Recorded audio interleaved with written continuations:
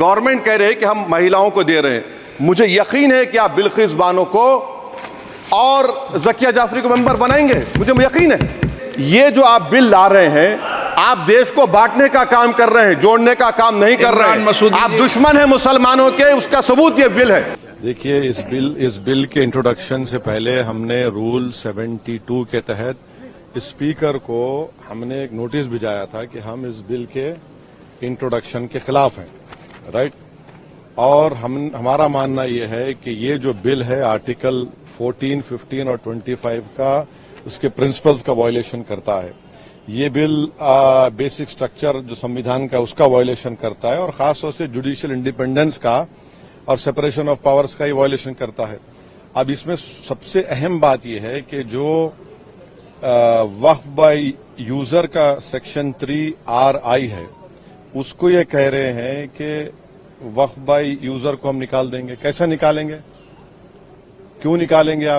آپ اس لیے نکالیں گے تاکہ آپ جتنے مسجدوں پر RSS کا دعویٰ ہے وہ چھیننا چاہ رہے ہیں، آپ جتنے درگاہوں پر رائٹ ونگ ہندوتو آرگنائزیشن کا دعویٰ ہے، جیسا اپنے ممبئی میں حاجی ملنگ کی درگاہ ہے، چھیننا چاہ رہے.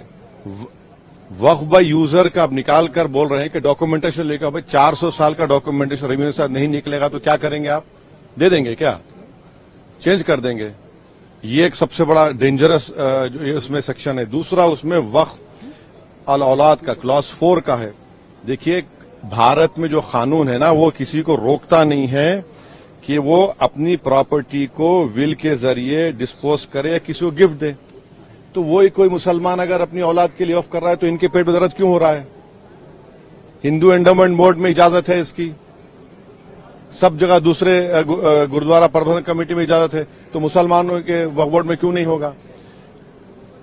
پانچویں بات یہ ہے کہ اس میں آپ یہ کہہ رہے ہیں کہ مسلمان جو 5 سال اس کے ہو گئے اسلام قبول کر کے تبھی وقف کرے گا. یہ فریڈم آف ریلیجن کا گریو وائلیشن ہے. اچھا، دوسرے ریلیجن کو ماننے والوں کے لیے ایسا قانون ہے؟ نہیں ہے. اور آپ کون ہوتے ہوئے طے کرنے والے مسلمان ہوا نہیں ہوا؟ 5 سال اس کو رکنا چاہیے تبھی جا کر، مانے آپ ویٹ کریں گے. اور یہ اور ایک اس میں جو بات جو آبجیکشنیبل ہے وہ یہ ہے کہ اگر کوئی سیکشن 61 میں آپ نے ڈی ایم کو بہت پاورز دے دیے، اب ڈی ایم کو فیصلہ کرتا ہے وقف بورڈ کے خلاف، مجھے ٹرائبونل جانا ہے. اب ٹرائبونل پہلے کیا تھا؟ ایک جج تھا، ڈسٹرکٹ جج سینئر CJ اپوائنٹ، 2 لوگ تھے. اب کہہ رہے ہیں کہ ٹرائبونل میں 2 لوگ ہوں گے، ریٹائرڈ ڈسٹرکٹ جج اور ایک آفیسر ہوگا. کیا ہوگا؟ وہ جوائنٹ سیکرٹری رینک کا.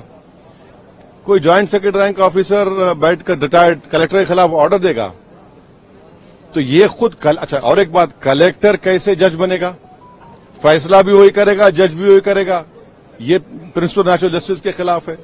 تو اس میں کئی سیکشنز ہیں جو خطرناک ہے، کئی جو وقف بورڈ کے فیور میں نہیں ہے، وقف کو ختم کرنا چاہتے ہیں. تو سرکار کی دلیل یہ ہے کہ سب دلیل جھوٹی ہے. جو کہ وقف بورڈ ایک وہ جو بول رہے ہیں نا، وہ گاؤں ڈکلیئر کون کیا؟ وہ بتائیں دیش کو.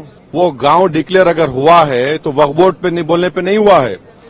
اس لیے ہوا ہے کہ سروے کمشنر کی رپورٹ آئی، اس کے بعد گزٹ ایشو ہوا، اور گزٹ کے لیے 1 سال کا ٹائم مسلمانوں کے لیے ہے، نان مسلم کے لیے کبھی بھی ٹائم ہے. آپ اس کو آبجیکٹ کریے نا. حیدرآباد میں بھی ایسے کے پراپرٹیز تھے جن کو گزٹ کے بعد بھی کورٹ نے اوور رول کیا. آپ مثالیں دے رہے ہیں. یہ سنیری باغ کی مسجد کا اگر ڈاکومنٹیشن لاؤ کہاں سے لائیں گے بتائیے؟ میرے پاس تو منتر شنتر نہیں ہے کہ 200 سال پرانے کے مرنے والوں کی روحوں کو بلا کر منتری جی کے پاس لے جاؤں کہ دیکھو یہ روح ہے اور یہ کہہ رہی ہے کہ وقف ہے. یہ کیا بات کر رہے ہیں؟ تو یہ لیجسلیشن نہیں ہے وقف کو بلڈوز کر کے ختم کرنے کا، مسلمان اجازت لوٹنے کا ہے.